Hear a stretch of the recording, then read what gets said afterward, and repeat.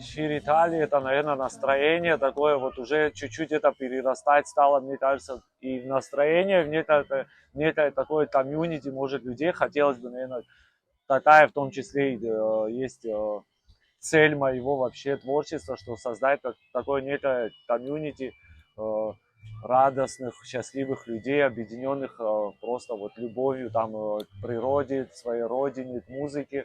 Просто для меня музыка это мой способ для того, чтобы донести свои идеи до людей и как-то их всех объединить. И как я часто говорю, когда там перед сценой, там большие сцены какие-то там с Валерой, я говорю, не переживай, мать, убьем вайбом, говорю. Вот.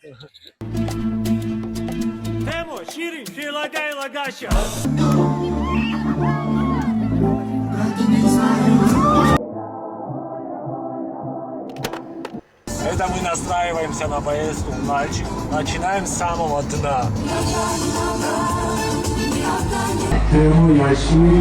Давайте потусуемся,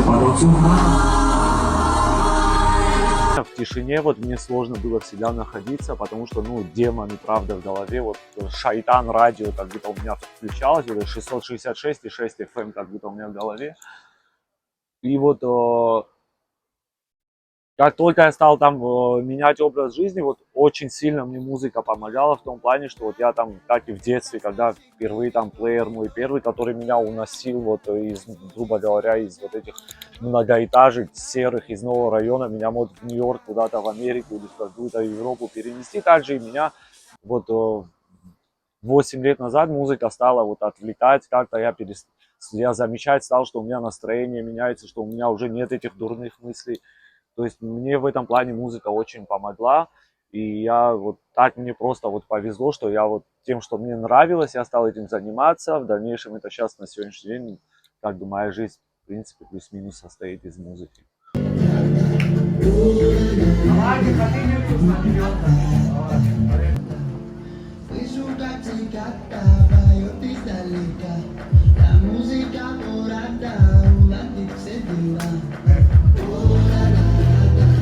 «22 августа», наверное, это вот пиковая точка какая-то, ну, на сегодняшний день для меня в моей творческой какой-то карьере, жизни. Это мой концерт с участием всех моих друзей, всех участников наших треков, которые мы выпускали. Это не только новый альбом «Джинал», но и альбом «Райда». И это вот мое, как бы, вот такое вот культурное высказывание, наверное. Вот для меня это вот очень важное мероприятие. Вот.